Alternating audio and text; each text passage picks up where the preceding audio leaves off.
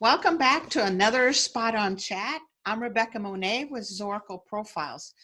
Zorakle provides profiling tools to franchisors and franchise brokers to help facilitate a right fit between a prospective franchisee and a franchise concept. Today, my guest is Laurie Spivack. She is the president and CEO of Goodbye Graffiti USA. So I'm so glad you're back, Laurie. I love seeing your smiling face. Thank you. So in our last conversation, you brought up something that I thought was very fascinating. And that's that idea that what's important to you today is not what drove you or motivated you or was important to you before. So building a successful business, achieving certain outcomes, the drivers behind that, the motivators behind that have evolved.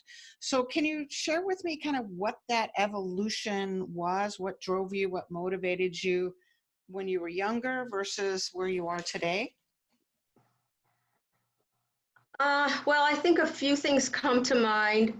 One is when I was younger, I took myself so seriously, and I don't do that very much now. And I think that helps me have, in a way, have more fun with life, to not take myself real seriously. But when younger, I felt this need to prove myself. Because of forces or people saying I couldn't do something, and I wanted to show that I could.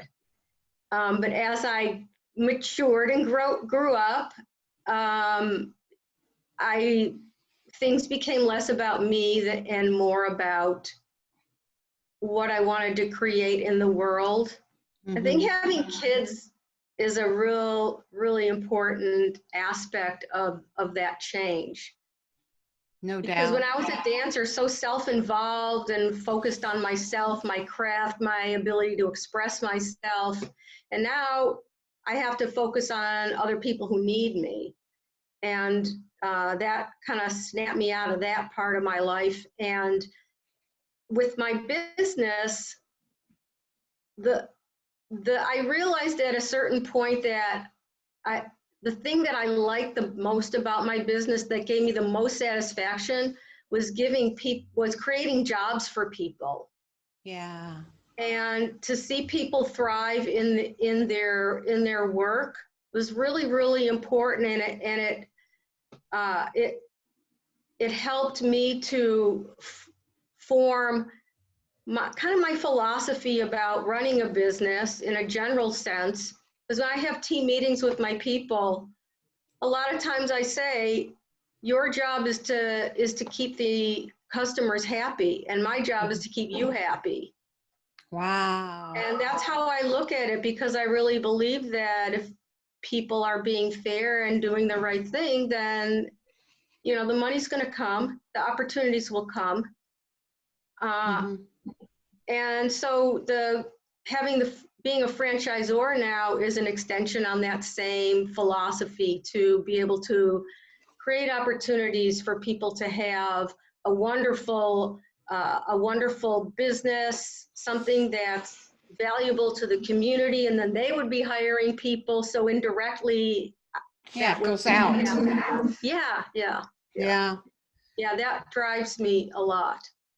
Yeah, that others orientation versus self orientation. And I think when we're younger, we are much more self-involved and self-focused. And like you said, especially the early career of being a dancer and a choreographer that you chose, which has you focused on self-expression, physical fitness, and those kinds of things. It is more of a me kind of business. And then having babies, no doubt shifts the focus, like, oh my gosh, this is a creature that I got to feed and bathe and take care of.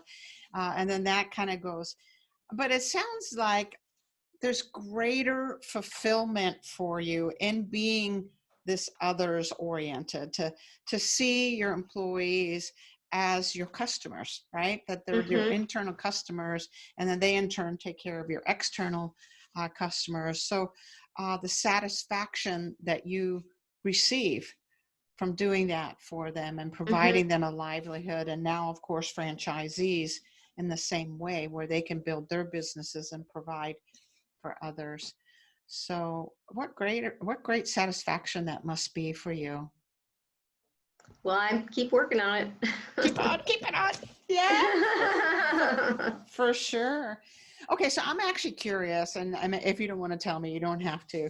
But who did you have to prove yourself to when you were My younger? father. Your father. I always thought I was the son he never had. He had 3 daughters. Oh, interesting. Did I he also actually? think I I I'm a lot like him. So I imagine that I reminded him of himself, and so you, well, you're a parent, you know what that's Mhm. like. Mhm. Yeah, yeah. I definitely think our children are our legacy, and whether he wanted you to be that son or daughter that then carried on who he was, or you just felt that that was your job somehow, so you had to step up to the challenge and be be whatever that thing was that you thought he expected of you. Uh, Yeah. but it sounds like it was a ultimately a positive inspiration that says, I need to step up. I need to prove myself. It sounds like it turned out to define much of your character in terms of your willfulness and your tenacity and your willingness to take on challenge. Is that correct? Yeah, definitely. I love taking on challenges. I love challenging myself to, and I grow from that. Mm-hmm. Yeah. Yeah, it's kind of like a muscle, right? Yeah. When we push ourselves outside of our comfort zone and take on challenges. Mm-hmm. It's so easy to get into a comfort zone. We've mastered something. Why push the limits now, right? Let's just keep Yeah. keep the ball rolling. Yeah. Yeah. So what current challenges have you given yourself? Again, if you can tell me about it. What things are you up to that says if I'm gonna do that thing? Oh, well, one of the things I'm working on now is uh, I'm working on addressing the United Nations Sustainability Development. Whoa. What is that? UN Sustainable Development Goals. That's what it is. And there's Mm, 17 of them. And they're all, it's not just environmental. It just runs the whole gamut of the human experience, in terms of poverty, social justice, living wage, water, clean water, uh, there's all sorts of things. And so I'm looking at my business model and identifying the things that we are addressing that are related to those goals, wow. and then looking for ways to address the other ones that we haven't, so that we can walk that walk. This is incredible. So now it's not just provide jobs or provide a livelihood to a franchisee. You're wanting to make global impact. You're wanting to influence a paradigm shift in several different areas through your business model and through your leadership. Right, right. I mean, if everybody does a little, then we've all done a lot. Yeah. Yeah. Wow, what a great, that should be the title of your book someday. Everybody does a little, we've all done a lot. That should be the title. I'll have to make that your book, girl. All right, I'll write it down. I'll do the forward to it. Thank you. And I want to see you in the UN making your presentation and coming up with plans and changing the world. Okay. So exciting. So once again, Laurie, I so appreciate your time and getting to learn more about your heart and how your mind works. Thank you for carving out a little bit of time for me, and I'll see you at the next Spot on Chat. Okay, bye. Bye.